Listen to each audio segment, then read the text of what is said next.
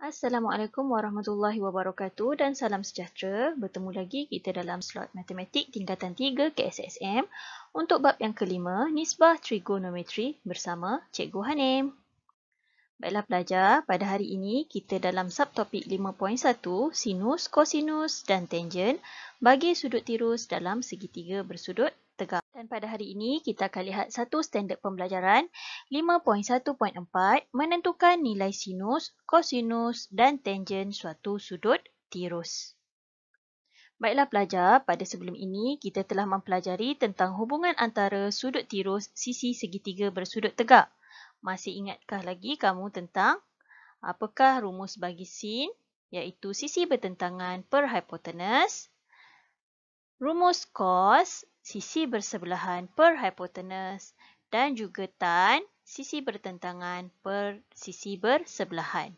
Dan cikgu juga telah ajar bagaimana cara untuk kamu ingat dengan lebih mudah, iaitu sin saya takut hantu kalau kos saya hantu dan tak takut sangat. Okey, ini adalah salah satu cara bagaimana kita ingin mengingat tentang nisbah trigonometri. Untuk hari ini, kamu sepatutnya sudah tahu tentang teorem Pythagoras. Okey, kalau di tingkatan 1 kita dah belajar tentang tajuk teorem Pythagoras di mana sekiranya kita ingin mencari nilai C ataupun kita panggil hipotenus, kedua-dua sisi kita akan kuasa duakan dan kita tambahkan nilainya. Tetapi untuk mencari nilai sisi A dan juga sisi B, kita akan tolakkan. Okey, kita akan lihat sebentar sahaja lagi. Baiklah, mari kita lihat contoh kita yang pertama. Tentukan nilai sin, cos dan juga tan untuk segitiga berikut. Okey, di sini ada sebuah segitiga dan kamu perlu menentukan di manakah kedudukan hipotenus, sisi bertentangan dan sisi bersebelahan. Okey, jadi cikgu dah ajar kalau kita nak tengok hipotenus, kita lihat dahulu sudut 90 darjah dan kita lihat bertentangan dengan dia. Jadi nilai 13 ini kita boleh letak sebagai H. Okey, untuk bertentangan, kita akan lihat pada theta kita ataupun nilai sudut kita dan kita tengok bertentangan dengan dia. Jadi nilai 5 cm ini kita boleh tulis sebagai T, iaitu tentang, sisi bertentangan. Dan satu lagi sisi ini adalah sisi bersebelahan.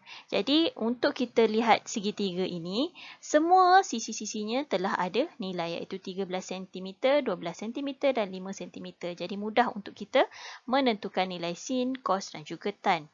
Okey, kita pergi yang pertama iaitu sin. Tadi cikgu dah ajar sin, saya takut hantu. Jadi, tentang kita adalah 5 cm. Hipotenus kita adalah 13. Jadi, memang dah nilai dia dalam bentuk termudah. Jadi, jawapan sin theta kita adalah 5/13. Untuk yang kedua, iaitu cos. Jadi, kalau saya hantu. Jadi, sebelah kita adalah 12. Dan hipotenus kita adalah 15. Jadi, kita boleh permudahkan dengan bahagikan lagi dengan sifar 3. Maka nilai dia adalah 4/5.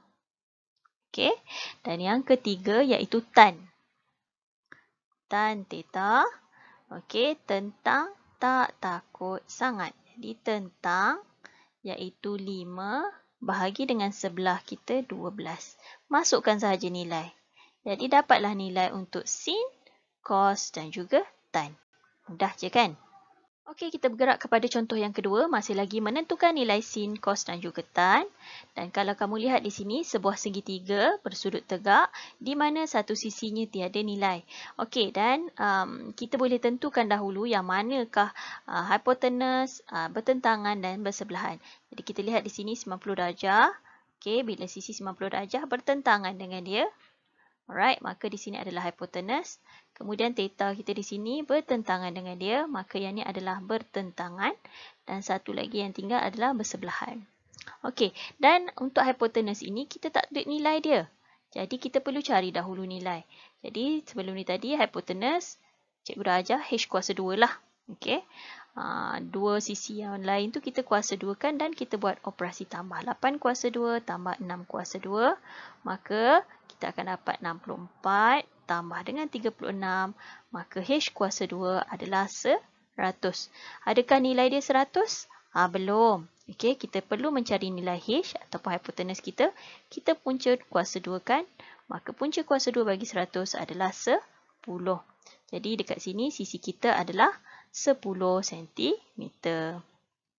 Maka bila kita dah ada semua sisi-sisi ini, bolehlah kita mencari nilai sin. Okey, tadi sin apa? Saya takut hantu. Okey, jadi tentang kita adalah 8, hipotenus kita adalah 10. Dan kita permudahkan dia, dapatlah nilainya 4/5. Kemudian, untuk yang kedua iaitu cos. Cos pula kalau saya hantu. Alright, so sebelah 6/10. Dan kita permudahkan dapatlah 3/5. Dan yang terakhir iaitu tan. Tan theta tak takut sangat. Tentang kita adalah 8. Sebelah kita adalah 6. Jadi kita boleh permudahkan lagi. Kita akan dapatlah sekali 1/3. Kamu boleh tekan kalkulator sahaja untuk nilai-nilai ni. Okey, mudah je. Okey, kita bergerak pula kepada contoh kita yang ketiga. Tentukan panjang sisi X untuk segitiga bersudut tegak berikut dan diberi sin sudut QRP bersamaan 1/3. Okey, jadi sekarang kita nak cari panjang sisi X di sini. Dan kita tentukan dahulu macam tadi juga. Kita tentukan manakah hipotenus, manakah bertentangan dan seterusnya bersebelahan. Okey, jadi kalau kita lihat di sini, 9 ini adalah hipotenus. Okey, sekarang ni tak ada simbol theta tadi. Jadi kalau kita lihat di sini maklumat dia, sudut QRP. Jadi kita akan lihat huruf yang di tengah-tengah dia adalah huruf R. Jadi pada huruf R ini adalah kita punya sudut theta kita. Jadi kita boleh cari ini adalah bertentangan dan satu lagi bersebelahan. Dan diberi di sini adalah sin. Okey, sin yang kita tahu adalah sudut QRP bersamaan 1/3. Dan daripada gambar rajah itu kita tahu juga sin adalah tentang per hipotenus. Jadi kita buat perbandingan. Okey. Okey, kejap. Kita padam yang ni. Okey, kita buat perbandingan 1/3. Okey, tentang kita tadi adalah X. Dan hipotenus kita adalah 9. Jadi boleh tak kita nak mencari nilai X? Boleh.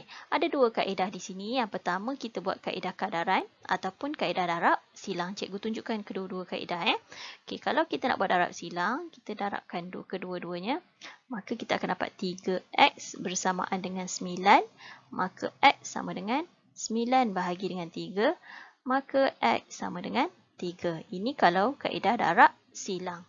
Kalau kaedah yang kedua, kita buat kaedah kadaran sama juga macam tadi. 1/3 sama dengan X/9. Kita lihat 3 darab berapa dapat 9? Okey, 3 darab 3. Jadi atas pun mesti kena darab dengan 3. Jadi 1 darab 3 dapat nilainya 3. Maka X kita adalah 3. Sama saja jawapannya kan? Jadi kamu boleh pilih kaedah mana-mana yang kamu rasakan mudah.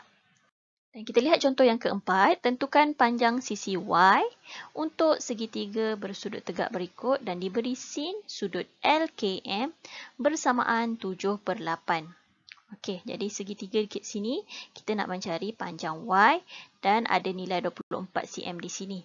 Alright, jadi sekarang kita tentukan dahulu macam tadi juga hipotenus dia. Okey, 24 cm ni adalah hipotenus. Okey, jadi untuk sudut theta tadi kita lihat yang tengah-tengah ni K kan. Jadi pada huruf K ni kita letakkan tentang dia. Okey, jadi kita boleh tahu Y ini adalah tentang dia. Jadi satu lagi adalah sebelah.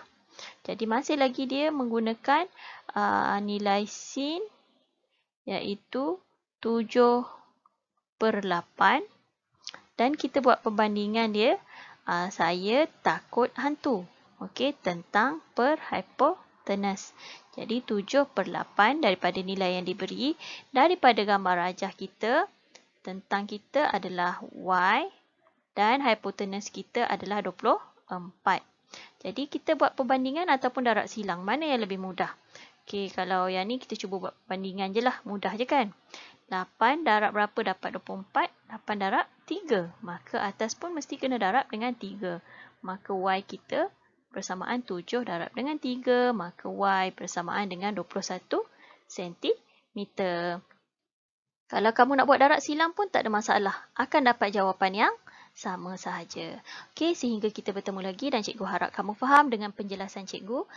Kita akan berjumpa dalam sesi seterusnya. Assalamualaikum. Bye.